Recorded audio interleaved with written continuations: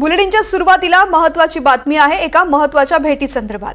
नाशिक पालकमंत्री पदाला स्थगिती दिल्यानंतर गिरीश महाजन चंद्रशेखर बावनकुळे यांच्या भेटीनंतर पालकमंत्री पदाचा कोणताही वाद नाही। पालकमंत्री पद इकडे तिकडे जाणं हे काही संकट नाही। मुख्यमंत्री परदेशामधून आल्यानंतर नाशिक आणि रायगड विषयी निर्णय घेतील असं गिरीश महाजन यांनी म्हटलेलं आहे। चंद्रशेखर बावनकुळे यांच्यासोबत चर्चा केल्यानंतर त्यांनी हे वक्तव्य केले। उद्या एकनाथ शिंदे आणि चंद्रशेखर बावनकुळे यांच्यामध्ये चर्चा होणार आहे। त्याआधी गिरीश महाजन यांनी बावनकुळेंबरोबर चर्चा केलेली आहे आणि ही चर्चा महत्त्वाची मानली जाते। नाशिक आणि रायगडच्या पालकमंत्री पदाला स्थगिती देण्यासाठी शंभूराज देसाई यांनी बावनकुळे यांच्याशी चर्चा केली होती।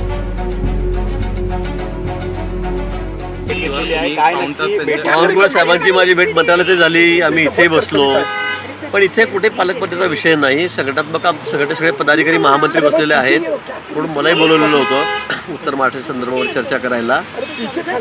परवा अमित भाई येत आहेत नाशिकला, त्र्यंबकेश्वरला, त्या संदर्भामध्ये चर्चा झाली। कार्यक्रमाच्या संदर्भात 2-3 कार्यक्रम आहेत, बाकी काही विषय नाही। पालकमंत्री पदाचं जाहीर झालं होतं, पण दुसऱ्या दिवशी मुख्यमंत्री महोदयांनी ते थांबवलेलं आहे नाशिक आणि रायगड। ठीक आहे, आता काही त्यांची अडचण असेल पक्षाची किंवा इतर आमच्या मित्र पक्षाची, म्हणून ते थांबवलेलं असेल। मुख्यमंत्री महोदयांनी ते सध्या त्याला स्टे दिलेला आहे। आल्यावर तेव्हा काय योग्य निर्णय होईल। मला त्या बाबतीत असं काही कुठे काही शिवसेनेचं काही तुम्हाला जाहीर झालं होतं भाऊ, पालकमंत्रीपद नाशिकचं जाहीर झालं होतं, अशातच आता स्थगिती देणं आणि असंही कळतं एकनाथ शिंदेंनी कुठतरी त्यांचा दबाव वाढवला, त्यामुळे थोडीशी स्थगिती द्यावी लागली। आता त्यांचं आणि म्हणजे मुख्यमंत्री मोदयांचं उपमुख्यमंत्री बोलणं काय झालं, कशामुळे थांबवलं, पण ठीक आहे ना, त्याच्यात काय आता पालकमंत्री हे पद काय, आता एवढं मोठं मंत्रिपद आमच्याकडे आहे। मी कुंभमेळा मंत्री पण आहे, आपत्ती व्यवस्थापन मंत्रिपद माझ्याकडे। मला असं वाटतं की त्यामुळे कुठलेही वाद आमच्यामध्ये अजिबात नाही आहेत आणि माझा तर कुठेही, मी तर कुठेही म्हटलेलं नाही। उलट नाशिकहून मला अनेक कार्यकर्ते, नगरसेवक, आमचे आमदार म्हटलं कोणीही कॉमेंट द्यायची नाही, कोणीही बोलायचं नाही। मुख्यमंत्री मोदयांचा अधिकार आहे, ते आल्यावर जे निर्णय घेतील ते होईल।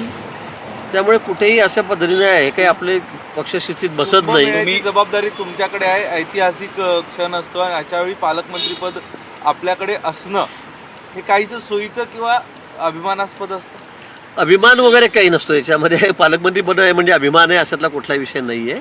सोयीचं असतं हे म्हणणं तुमचं बरोबर आहे, कारण मग डिसिजन घ्यायला बरं पडतं। पण शेवटी निर्णय हा मुख्यमंत्री महोदयांचा आहे।